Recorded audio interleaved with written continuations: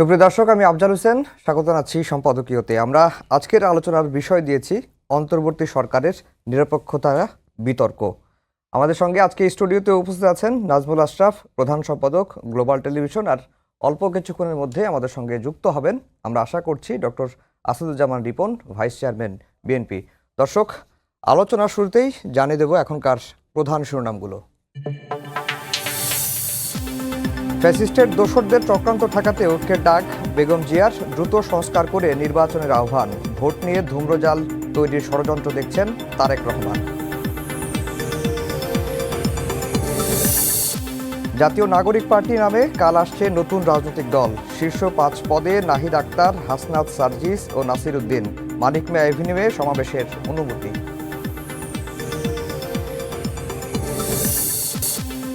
গুজব ছড়িয়ে বুদ্ধিবৃত্তিক কাজ দমিয়ে রাখার চেষ্টা করছে পতিত সরকার, বললেন প্রেস সচিব। মানুষের প্রত্যাশাকে প্রাধান্য দিয়ে দেশ গড়ার আহ্বান।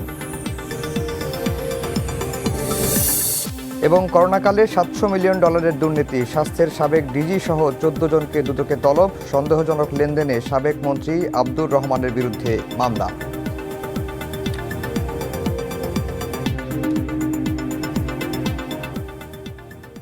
দর্শক শুনছিলেন, আমরা আজকের আলোচনার বিষয় দিয়েছি অন্তর্বর্তী সরকারের নিরপেক্ষতা বিতর্ক। আমাদের সঙ্গে একজন অতিথি এসে উপস্থিত হয়েছেন, ডক্টর আসাদুজ্জামান রিপন, হয়তো অল্প কিছুক্ষণের মধ্যেই এসে পৌঁছে যাবেন। আশরাফ ভাই, আপনাকে দিয়ে আলোচনা শুরু করি। আজকে বিএনপি 7 বছর পর বর্ধিত সভা করেছে এবং বর্ধিত সভায় বিএনপির 3 জন শীর্ষ নেতায় বেগম খালেদা জিয়া বিএনপি চেয়ারপারসন বক্তব্য দিয়েছেন, ভারপ্রাপ্ত চেয়ারম্যান তারেক রহমান বক্তব্য দিয়েছেন, বিএনপির মহাসচিব মির্জা ফখরুল ইসলাম আলমগীর বক্তব্য দিয়েছেন। তো বেগম জিয়ার যে 6 মিনিটের ভিডিও বক্তব্য, সেখানে অনেক বিষয় এসেছে। তিনি সাবলীলভাবে বক্তব্য দিয়েছেন এবং তার বক্তব্য নিয়ে সামাজিক যোগাযোগ মাধ্যমে অনেক ইতিবাচক আলোচনা হচ্ছে। তিনি হিংসা প্রতিহিংসা পরিহার করে ভালোবাসার বাংলাদেশ গড়ার আহ্বান জানিয়েছেন। আমি যদি মোটা দাগে বেগম খালেদা জিয়ার আজকের বক্তব্য বিশ্লেষণ করতে বলি, তাহলে কি পাওয়া যায় এই বক্তব্যে? ধন্যবাদ আফজাল। বেগম খালেদা জিয়া সাবেক প্রধানমন্ত্রী, সাবেক বিরোধী দলের নেত্রী, অনেক বছর ধরে বিএনপি চেয়ারপারসন। বিগত সরকারের একটা লম্বা সময় তিনি কারাগারে ছিলেন, অসুস্থ ছিলেন। এখন চিকিৎসার মাধ্যমে অনেকটাই সুস্থ হয়েছেন, কারামুক্ত হয়েছেন। তার বক্তৃতা আমার রিপোর্টিং লাইফে, আমি যখন বিশ্ববিদ্যালয়ের ছাত্র এবং পাশাপাশি সাংবাদিকতা করি, তখন থেকেই ওনার বক্তৃতা কাভার করার সুযোগ আমার হয়েছে। তারপরে 16 বছর টানা আমি রিপোর্টার ছিলাম। বিভিন্ন উপলক্ষে তার বক্তৃতা কাভার করেছি, সেটি ঘরোয়া অনুষ্ঠান হোক, সমাবেশে হোক, অথবা জাতীয় সংসদে হোক, প্রধানমন্ত্রী হিসেবে, বিরোধী দলের নেত্রী হিসেবে, বিএনপি চেয়ারপারসন হিসেবে। মোটা দাগে বললে বেগম খালেদা জিয়ার বক্তব্য অন্য অনেক নেতা নেত্রীদের চেয়ে বেশ শালীন, ভদ্রচিত, পারতপক্ষে আমার মনে পড়ে না তিনি কখনো তার কোনো রাজনৈতিক প্রতিপক্ষকে তুচ্ছতাচ্ছিল্য করে বা অপমান করে বা বাজে শব্দ ব্যবহার করে কোনো বক্তব্য দিয়েছেন। মাঝে মধ্যে হয়তো একটু ক্ষুব্ধ প্রতিক্রিয়া শুনেছি, সেটাও একেবারে আপনি বলতে পারবেন না যে ক্ষোভ প্রকাশের মধ্যেও তো আপনি কি ভাষায় কি শব্দ চয়নে করছেন সেটা। ফলে তার সম্পর্কে দেশের মানুষের এই ধারণাটা আছে যে তিনি যথেষ্ট মার্জিত, শালীন, মোটামুটি প্রতিপক্ষের ব্যাপারে অনেকটাই শ্রদ্ধাশীল অন্য অনেকের তুলনায়। বহু বছর ধরে আমরা তার স্বাভাবিক যেই রাজনীতি, বক্তব্য, বিবৃতি সেগুলো শুনি না। 5ই আগস্টের পরে আমরা তার একটা ভিডিও বক্তব্য শুনেছিলাম, সেটিও বেশ প্রশংসিত হয়েছে। তিনি যা কিছু বলেছিলেন, তিনি এবং তার দল, তিনি, তার ছেলে এবং তার দলের অসংখ্য নেতাকর্মী যারা 16 বছর টানা নানান রকমের নিপীড়ন নির্যাতনের মধ্য দিয়ে গেছে, সেই সরকারের পতনের পরে তার বক্তব্যে কোনো রকমের বিদ্বেষ, আক্রোশ, ক্ষোভ, হিংসা এগুলো ছিল না এবং যথেষ্ট ইতিবাচক ছিল।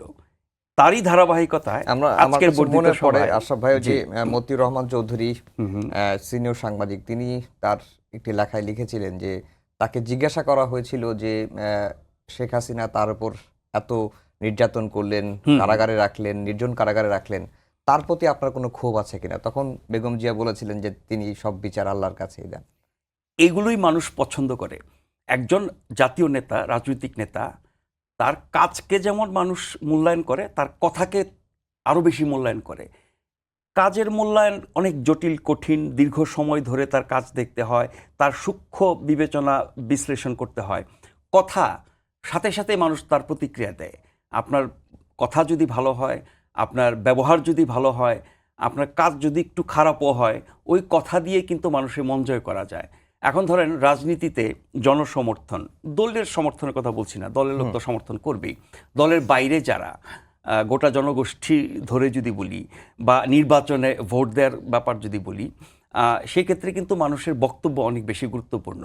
এবং এই যে বললেন যে তিনি এত নিপীড়িত নির্যাতিত হওয়ার পরও তিনি কিন্তু খুব বাজে প্রতিক্রিয়া দিতে পারতেন, অভিশাপ দিতে পারতেন, কিন্তু সেটা তিনি করেন নাই, তিনি আল্লাহর উপর ছেড়ে দিয়েছেন। মানুষ কিন্তু এটা পছন্দ করেছে। আজকের বক্তব্য, আপনি কিছু পয়েন্টস শুরুতে বলছিলেন, সবই কিন্তু ইতিবাচক। আমি মূল পয়েন্টটাতে আসি। তিনি যে বলছেন যে ফ্যাসিস্টদের প্রত্যাবর্তন বা তাদের ষড়যন্ত্র বা অপতৎপরতা রোখার জন্য ঐক্যের ডাক, এটা খুব জরুরি। এখন ফ্যাসিস্ট সরকারের পতন হওয়ার পরে যারা আন্দোলন করেছে, ছাত্রদের নেতৃত্বে সকল রাজনৈতিক দল, রাজনৈতিক অরাজনৈতিক সব মানুষ, নানা শ্রেণী পেশার মানুষ, অতি সাধারণ মানুষ, সোজা কথা আওয়ামী লীগ এবং তার সহযোগীদের বিরুদ্ধে বাকি সবাই, দলীয় এবং নির্দলীয় সবাই এই অভ্যুত্থানে অংশ নিয়েছে, আন্দোলন করেছে, তার মাধ্যমে পতন হয়েছে।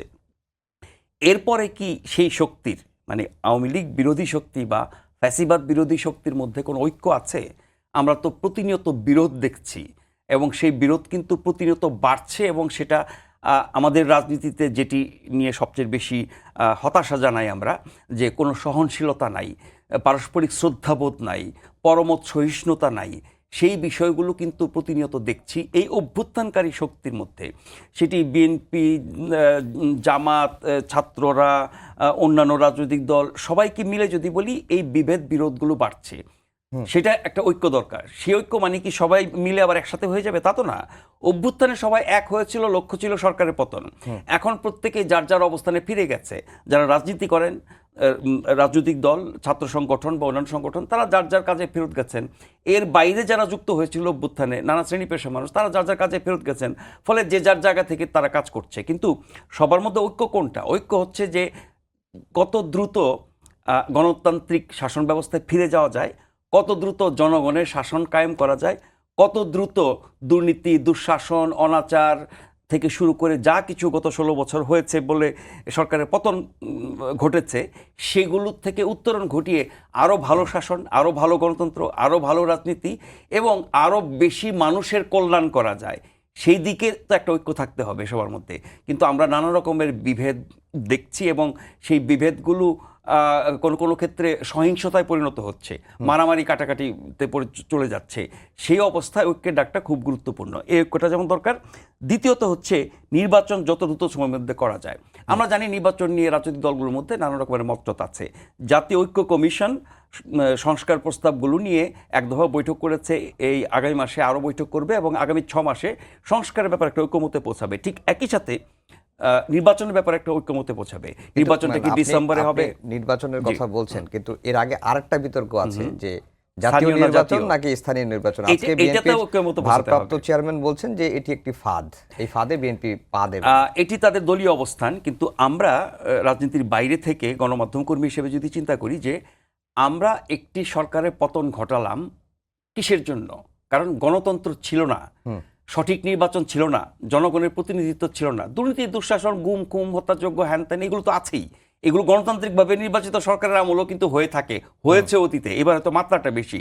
কিন্তু মূল বিষয়টাকে যদি জাতীয়ভাবে চিন্তা করি, সেটি হচ্ছে যে ভালো নির্বাচন হয় নাই, নির্বাচনের নামে প্রহসন হয়েছে, জনগণ তার মতামত বা ভোটাধিকার প্রয়োগ করতে পারে নাই, জনগণের পছন্দের ব্যক্তি বা দলদের শাসন আমরা দেখি নাই। সেই জায়গায় নিশ্চয়ই সরকারের পতন বা ফ্যাসিবাদের পতনের পরে মানে সঙ্গত কারণে প্রশ্ন আসে, তাহলে এরপর কি? এরপর হচ্ছে সঠিক নির্বাচন, সঠিক গণতন্ত্র, সঠিক শাসন, সুশাসন, ন্যায় বিচার, দুর্নীতিমুক্ত সমাজ, অন্যায়মুক্ত সমাজ, আরও যা যা কিছু সমস্যা আমাদের আছে, একদিনে দূর হবে না। কিন্তু আপনাকে শুরুটা করতে হবে তো নির্বাচনের মাধ্যমে। নির্বাচনের মাধ্যমে আপনি জনগণের ক্ষমতা নিশ্চিত করলেন, নির্বাচনের মাধ্যমে জনগণের পছন্দের সরকার আপনি বসালেন, সেই সরকার বসে গণতান্ত্রিক চর্চা করবে। নির্বাচনটা গণতন্ত্রের প্রথম ধাপ। এরপরে নির্বাচিত সরকার বা সংসদ তারা গণতান্ত্রিক চর্চা করে কিনা, নাকি গণতন্ত্রের নামে আবারও স্বৈরতন্ত্র, ফেসিবাদ বা একদলীয় শাসন বা যাচ্ছে তাই ক্ষমতার অপব্যবহার, দুর্নীতি এগুলো করে কিনা। তার জন্য এই পরিবর্তিত পরিস্থিতিতে অন্য সকল শক্তি, রাজনৈতিক অরাজনৈতিক, তারা এক ধরনের চাপে রাখবে তাদেরকে। গণমাধ্যম থেকে শুরু করে আরও যত সামাজিক শক্তি আছে তারা নানাভাবে তাদের জবাবদিহিতা নিশ্চিত করবে। সেইভাবে আমরা আগের চেয়ে ভালো গণতন্ত্রে যাব। বাংলাদেশে গণতন্ত্র ছিল না কখনো, তা তো না, কখনো ছিল কখনো ছিল না। 90-এর গণ অভ্যুত্থানের পরে টানা 20 বছর তো আমরা গণতন্ত্র দেখেছি। আপনি সেখানে অনেক দোষ ত্রুটি খুঁজে পাবেন, কিন্তু 4-4টি নির্বাচন কিন্তু খুব ভালোভাবে হয়েছে। 4-4টি গণতান্ত্রিকভাবে নির্বাচিত সরকার আমরা দেখেছি। সেই 4টি সরকার একরকম ছিল না। 91 থেকে 96 সরকার বা 96 থেকে 2001 সালের সরকার, আমি প্রথম দুটি সরকারকে যদি ধরি, ভালো নির্বাচনের মাধ্যমে আসা দুটি গণতান্ত্রিক সরকার, তাদের অনেক সমস্যা ভুল ত্রুটি ছিল, কিন্তু যতটুকু শাসন আমরা দেখেছি, গণতন্ত্রের চর্চা দেখেছি সংসদে, সরকারে, বাইরে, নির্বাচনে, তার চেয়ে পরে দুটি সরকারের ক্ষেত্রে চর্চাটা কম হয়েছে। আর 14-র পর থেকে তো আর কোনো চর্চাই ছিল না। ফলে আপনি জাতীয় নির্বাচনের মাধ্যমেই জাতীয় সমস্যার সমাধানের যাত্রা শুরু করবেন। সেই জন্য জাতীয় নির্বাচন আগে হওয়া দরকার। স্থানীয় নির্বাচন কেন আগে করতে বলা হয়? পক্ষে ছোটোখাটো কিছু যুক্তি আছে। যেমন ধরেন, স্থানীয় নির্বাচনটি করলে পরে বর্তমান সরকার, বর্তমান প্রশাসন, পুলিশ সহ বিভিন্ন বাহিনী এবং নির্বাচন কমিশন এবং যারা অংশ নেবে বিভিন্ন রাজনৈতিক দল, সবাই একটা ভালো নির্বাচনের জন্য কতটা প্রস্তুত সেটার একটা পরীক্ষা হবে। তো সেই পরীক্ষার জন্য একটা স্থানীয় নির্বাচন হতে পারে, কিন্তু স্থানীয় নির্বাচন দিয়ে কিন্তু আমার জাতীয় সমস্যার সমাধান হচ্ছে না। আরেকটা যুক্তি হচ্ছে যে এই সরকার এসে সকল স্থানীয় সরকার প্রতিষ্ঠানগুলো নির্বাচিত প্রতিনিধিদের বাদ দিয়ে দিয়েছে। ফলে এখন কোথাও নির্বাচিত প্রতিনিধি নাই, প্রশাসক দিয়ে কাজ চলছে। প্রশাসক তো আর জনপ্রতিনিধির কাজ করতে পারে না।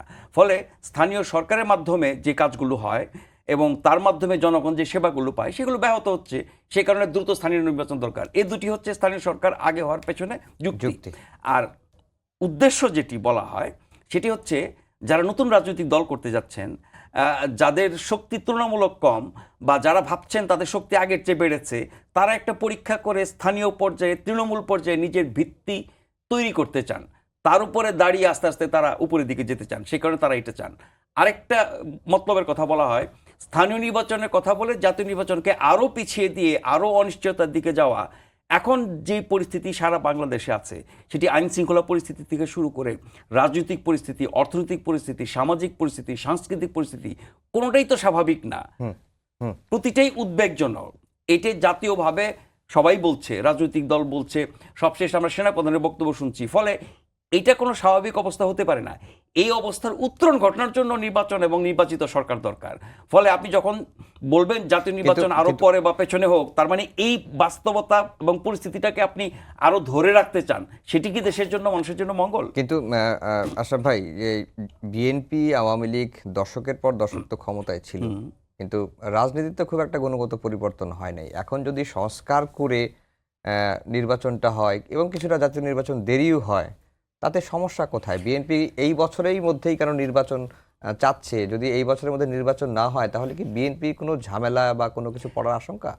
সেটি বিএনপি ভালো জবাব দিতে পারবে, এটি পূর্ণবাসী নিশ্চয়ই বলবেন। আমরা যেটা বুঝি বাইরে থেকে, যে এখন বিএনপির যে বাস্তবতায় আছে, এখন দেশের যে বাস্তবতা, বিএনপি 18 বছর ক্ষমতার বাইরে এবং 16 বছর তারা সবচেয়ে বেশি নির্যাতিত দল।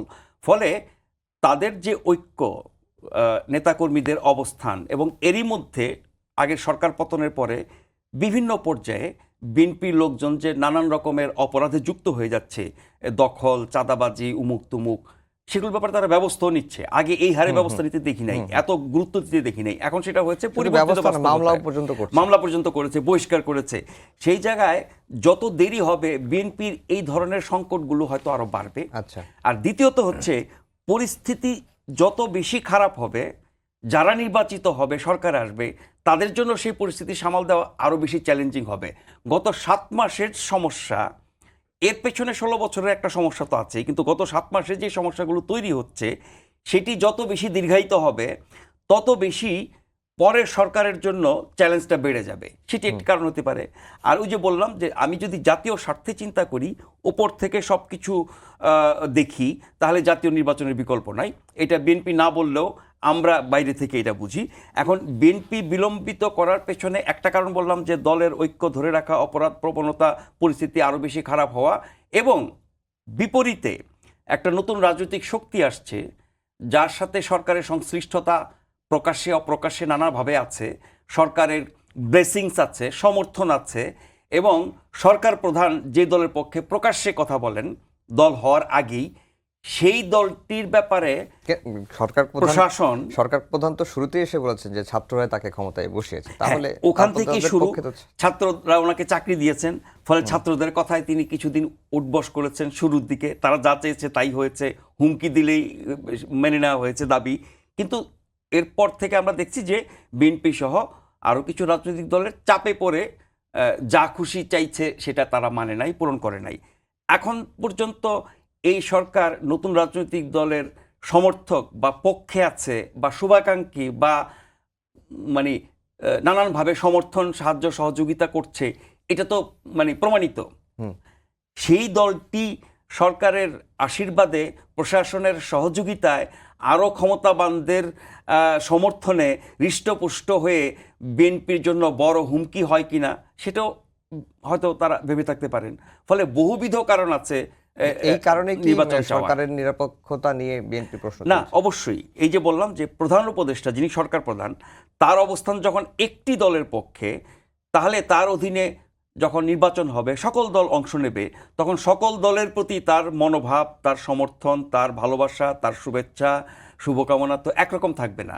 তাহলে যেই সরকার প্রধান একটি পক্ষ বা দলের ব্যাপারে অনেক বেশি কি বলবো সফট সমর্থক বা শুভাকাঙ্ক্ষী বা সাফল্য চান, প্রকাশ্যেও বলেন, ফলে অন্যান্য দলগুলোর প্রতি তো তিনি একই আচরণ করতে পারবেন না। যেমন তিনি সাংবিধানিকভাবেই শপথ নিয়েছেন, এবং আমরা জানি সাংবিধানিক শপথ হচ্ছে যে অনুরাগ বিরাগের বশবর্তী হইয়া কিছু করিব না। তা আপনি একটি দলের প্রতি অনুরাগী হচ্ছেন, তার মানে বাকিদের প্রতি আপনি বিরাগ হচ্ছেন, সবার প্রতি তো আপনি অনুরাগী হচ্ছেন না, ফলে নিরপেক্ষতা নিয়ে প্রশ্ন উঠতে পারে। আর এই সরকারে অন্য যারা আছেন তাদের অনেকের অনেক রকমের অবস্থান গত 7 মাসে আমরা দেখেছি। তাতে করে এই সরকার সকল দলের প্রতি সমান আচরণ করবে। নির্দলীয় নিরপেক্ষ তত্ত্বাবধায়ক সরকার যেগুলো আমরা দেখেছি অতীতে 4টি, এবং তাদের অধীনে নির্বাচনগুলি বাংলাদেশে সেরা নির্বাচন হয়েছে, এই সরকারের বৈশিষ্ট্য তো সেরকম না। আবার এই সরকার ওরকম বাস্তবতায় ক্ষমতায় আসে নাই। আগের তত্ত্বাবধায়ক সরকারগুলো কি হতো, সব দলের পরামর্শ নিয়ে তাদের দেওয়া নাম থেকে বাছাই করে একটা ব্যালেন্সড সরকার তৈরি করত। আমরা মোটা দাগে আওয়ামী এবং আওয়ামীপন্থী, বিএনপি এবং বিএনপিপন্থী, এই দুই ক্যাম্পে ভাগ হয়েছিল রাজনৈতিক জগৎটা। সেখান থেকে আসা প্রস্তাবিত নামগুলো থেকে বাছাই করে 10 সদস্যের বানাতো, এবং আমরা জানতাম যে কে কার প্রস্তাবে এসছে। মানে একটা ভারসাম্য ছিল সরকারের মধ্যে, চাইলে কেউ এই দলের পক্ষে বা ওই দলের পক্ষে যেতে পারতো না। এবারে সরকারটি তো সেরকম না, এটা তো একতরফা, এক ধরনের, এবং সেই ধরনের নতুন দল আসছে। তার মানে হচ্ছে কি, নতুন দল এবং সরকারের অবস্থান একরকম হয়ে যাচ্ছে, ফলে অন্য দলগুলো তো এই আশঙ্কা করতেই পারে যে তারা নিরপেক্ষভাবে কাজ করবে না। রাষ্ট্রীয় বা সরকারের পৃষ্ঠপোষকতায় নতুন দল গঠনের নজির তো এর আমরা আগে দেখেছি। বিএনপির কথা বলা হয়, জাতীয় পার্টির কথা বলা হয়। যদি বিএনপি সেইভাবেই দল তৈরি হয়ে থাকে, তাহলে বিএনপির এখন আপত্তি করার জায়গাটা কেন? দেখেন, বিএনপি যেভাবে তৈরি হয়েছে, যেই বাস্তবতায়, যেই সময়ে, যেই রাজনৈতিক প্রেক্ষাপটে, এবারেরটা কিন্তু ঠিক একরকম না। দুটার দুরকমের, দুটারই ঐতিহাসিক তাৎপর্য আছে, দুইটাকে আপনি আলাদা আলাদাভাবে ব্যাখ্যা করতে পারেন। কিন্তু বিএনপি ক্ষমতাসীন রাষ্ট্রপতির মাধ্যমে তৈরি একটি দল, সেই দল এত বছরে মানুষের দলে পরিণত হয়েছে, একদিনে কিন্তু হয় নাই। তো এত বছর ধরে রাজনীতি করে সরকারের থেকে, বিরোধী দলের থেকে সুষ্ঠু নির্বাচনে জিতে, কখনো সরকারি দলে কখনো বিরোধী দলে তারা থেকেছে। ফলে এই যে দীর্ঘ রাজনৈতিক পরিক্রমা পার হয়ে তারা যে জায়গায় এসেছে, আগামীকাল যে দলটি ঘোষণা করবে সেই দলটি কি 6 মাস পরে বা 8 মাস পরে যদি নির্বাচন হয়, তারা কি সে পর্যায়ে যেতে পারবে? আচ্ছা, আরেকটি বিষয় যে এই কালকে তো রাজনীতির মাঠে নামছেন গণঅভ্যুত্থানের নেতৃত্ব দেয়া তরুণরা।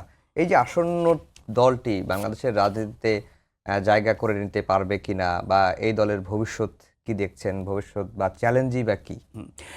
এটা অনেক বড় আলোচনা। আগামীকাল দলটি ঘোষণা হবে, দলের নাম, দলের শীর্ষ নেতার কথা আমরা নিশ্চিতভাবে জানি। দ্বিতীয় শীর্ষ নেতার কথাও গণমাধ্যমে এসেছে, আক্তার হোসেন হবেন, নাহিদ এটার প্রধান হবেন, আরও কারা কারা থাকবেন, এরকম নানান খবর আমরা কয়েকদিন ধরে দেখছি। সেই রাজনৈতিক দলটি আগামীকাল আত্মপ্রকাশ করবে। অভ্যুত্থানের মূল শক্তি বা নেতৃত্বের শক্তি যারা, তারা এই দলটি গঠন করছেন এবং সেই দল গঠন নিয়ে বহুদিন ধরে আলাপ আলোচনা হচ্ছে। আমরা কিছুটা আলোচনা করে ফেললাম যে এই দলের পেছনে এই সরকার বা সরকার প্রধানের ভূমিকা বা সমর্থনের জায়গাটি। নতুন দল আসার আগে আমরা স্বাধীন বাংলাদেশের 53 বছরে বহু নতুন দল আসতে দেখেছি।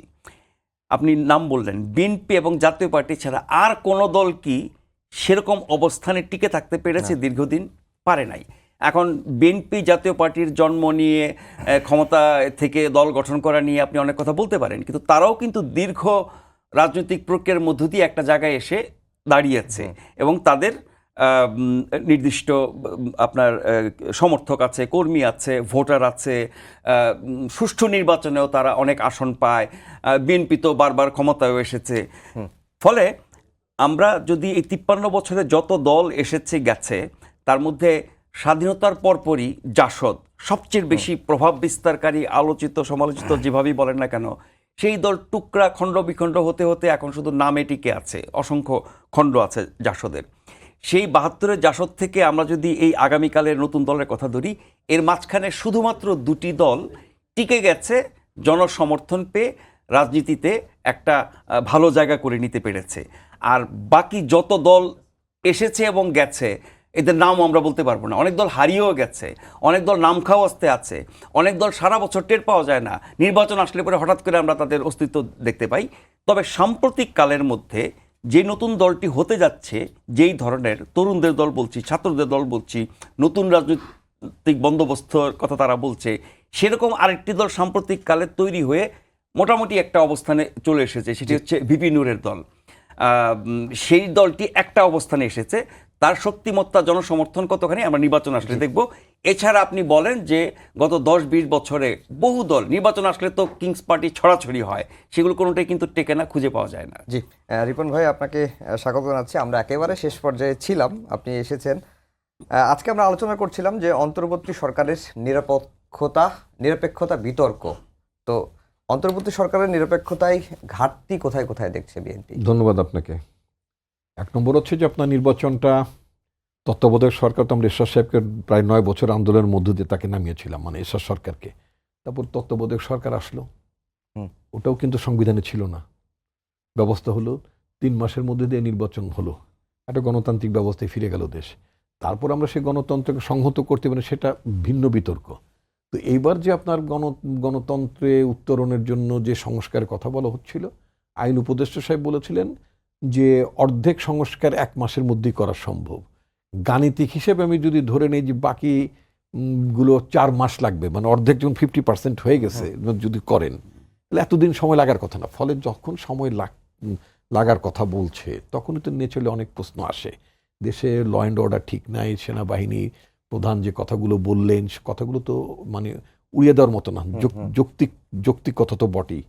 নম্বর 2 হচ্ছে যে ছাত্রদের একটি অংশ, আপনি সবসময় একটি বলে ছাত্রদের একটি অংশ, কারণ যেই যে আন্দোলনটা হলো, সে ছাত্র, শ্রমিক, কৃষক জনতা, রাজনৈতিক দলগুলো সবাই সেখানে ছিল। পলিটিক্যাল পার্টি স্ট্র্যাটেজিক্যাল কারণে তারা তখন অ্যাডমিট করেন, যেহেতু হাসিনা বলছিলেন যে জামাত শিবিরের, জামাত বিএনপি জামাতের ব্যাকড আন্দোলন হচ্ছে। আমরা চাচ্ছিলাম যে আন্দোলনটা জনগণের আন্দোলন হচ্ছে, সবাই মিলে আন্দোলন করছে, এবং আন্দোলন সফল না হলে রাজনৈতিক দলগুলো বলতো না। সেই জন্য আমরা এই কথাগুলো বলছিলাম। এটা আমাদের কৌশলগত অবস্থান। আমরা বলছিলাম যে এটা একটা মাস মুভমেন্ট, এটা বিএনপি জামাতের আন্দোলন না। আচ্ছা, এখন কথা হলো কি যে আপনি দেখবেন যে এই যে আন্দোলন, আমরা একটা মোটামুটি আমরা একটা দীর্ঘ 16 বছরের লড়াইতে আমরা সফল হলাম। সেখানে ছাত্রদের একটি অংশ হিসেবে যারা বৈষম্য বিরোধী ছাত্ররা ওখানে ছিল, ওখানে জাতীয়তাবাদী ছাত্র দলের ছেলেরাও আন্দোলন করেছে, ছাত্র ইউনিয়নের ছেলেরা আন্দোলন করেছে, শিবিরের ছেলেরা আন্দোলন করেছে, অন্যান্য বাম সংগঠনের ছেলেরা আন্দোলন করেছে। 5ই আগস্টের পরে এই সমস্ত মূল সংগঠনগুলোর ছাত্রকর্মীরা তারা যার যার সংগঠনের ফোল্ডে চলে গেছে। থাকলেও বৈষম্য বিরোধী ছাত্র আন্দোলন, এদের অভিভাবক সংগঠন কোনটা এটা আমার এখনো জানা নাই, বা মানে তারা পরে দেখলাম যে গণতান্ত্রিক ছাত্র শক্তি নামও অনেকে ছিল এটার ভেতরে, এটার মধ্যে মুজিববাদী ছাত্রলীগও ছিল, মানে ওটার মধ্যে একটা নানা দল শিবিরও ছিল এটার মধ্যে। তো তাদের কিছু প্রতিনিধি, মানে সেটা শিবিরের প্রতিনিধি না গণতান্ত্রিক ছাত্র শক্তির প্রতিনিধি না কাদের প্রতিনিধি, ঠিক এক্স্যাক্টলি দে আর নট, তারা তো স্বীকার করে নাই। আচ্ছা, তো তারা নতুন দল বানাবে, ভালো, গণতন্ত্র তো নতুন দল বানাবার ব্যাপার আছেই। তো গণতন্ত্র নতুন দল বানাবেন যাকে নিয়ে এত কথা, মিস্টার নাহিদকে নিয়ে এত কথা, তিনি ফাইনালি রিজাইন করেছেন, তিনি রাজনৈতিক দলে গেছেন, তাকে আমরা অভিনন্দন জানাই, স্বাগত জানাই, তিনি একটা নতুন রাজনৈতিক দল করবেন। বাকি যে দুজন এখনো আছে তারা কারা? তারা তো তারাই, তো সুতরাং তারা সরকারে রয়ে গেছেন, তাই না? তো এখন কথা হচ্ছে কি যে এরা, মানে এদের পরিচয়টা কি? বৈষম্য বিরোধী কি মুজিববাদী ছাত্রদল ছাত্রদের অংশ, না শিবিরের অংশ, না কাদের অংশ, না গণতান্ত্রিক ছাত্র শক্তির অংশ? সুতরাং এই ধরনের পরিস্থিতির মধ্য দিয়ে ন্যাচারালি মনে হতে পারে যখন নির্বাচন, আপনার স্থানীয় সরকার নির্বাচন করার কথা বলেছে, আমি একটু বলতে হবে স্থানীয় সরকার নির্বাচন কেন, যে রাজনৈতিক দলগুলো স্থানীয় সরকার নির্বাচন নিরপেক্ষ করে না। তা রাজনৈতিক শক্তি যদি নির্বাচন নিরপেক্ষ না করে তাহলে আপনি সংস্কার করছেন, তাহলে এমন একটা সংস্কার ব্যবস্থা করেন, কারণ রাজনৈতিক দলই তো দেশ শাসন করবে আলটিমেটলি, তাহলে এমন একটা সংস্কার করেন, এমন একটা বিধি ব্যবস্থার কথা বলেন, এমন একটা প্রস্তাবের কথা বলেন যেখানে পলিটিক্যাল পার্টি যারা ক্ষমতায় থাকবেন তারপরে স্থানীয় সরকার নির্বাচন নিরপেক্ষ হতে বাধ্য হবে, সেই ধরনের সংস্কার প্রস্তাব দিলেই তো পারেন। আমরা তো এই জাতীয় কোনো সংস্কার প্রস্তাব আমরা দেখছি না। রেদার আমরা যেটা দেখতে পাচ্ছি, স্থানীয় সরকার নির্বাচন করো, আমার আইন শৃঙ্খলা প্রতিষ্ঠান ভালো নাই, নির্ভরযোগ্য না, তো এই ধরনের পরিস্থিতি আপনি স্থানীয় সরকার নির্বাচন করতে চান, ঠিক আছে। এখন আবার এর মধ্যে একবার দেখলাম যে আপনার এই যে কি নাগরিক শক্তি নাকি কি নাগরিক কমিটি, মানে যারা জাতীয় নাগরিক কমিটি, তারা আবার দেখলাম যে আওয়ামী লীগের পতিত স্বৈরাচারের কিছু সাবেক মানে কমিশন তাদের নিয়ে মিটিং টিটিং করেছে। ফলে আমাদের কাছে মনেই হতে পারে যে ক্ষমতায় থেকে কোনো ধরনের আপনার একটা রাজনৈতিক মানে শক্তি, রাজনৈতিক পক্ষ ঠক্ষ বাড়ানো, শক্তি সঞ্চয় করার জন্য সময় ক্ষেপণ করা হচ্ছে কিনা। জি জি রিপন ভাই, আমাদের সময় একেবারেই শেষ। আমরা আর আমি নিজে অত্যন্ত দুঃখিত। সবাইকে ধন্যবাদ জানিয়ে শেষ করছি আমাদের আজকের সম্পাদকীয়। আগামীকাল আবার দেখা হবে রাত 10টায়। দেখার আমন্ত্রণ রইল। শুভরাত্রি।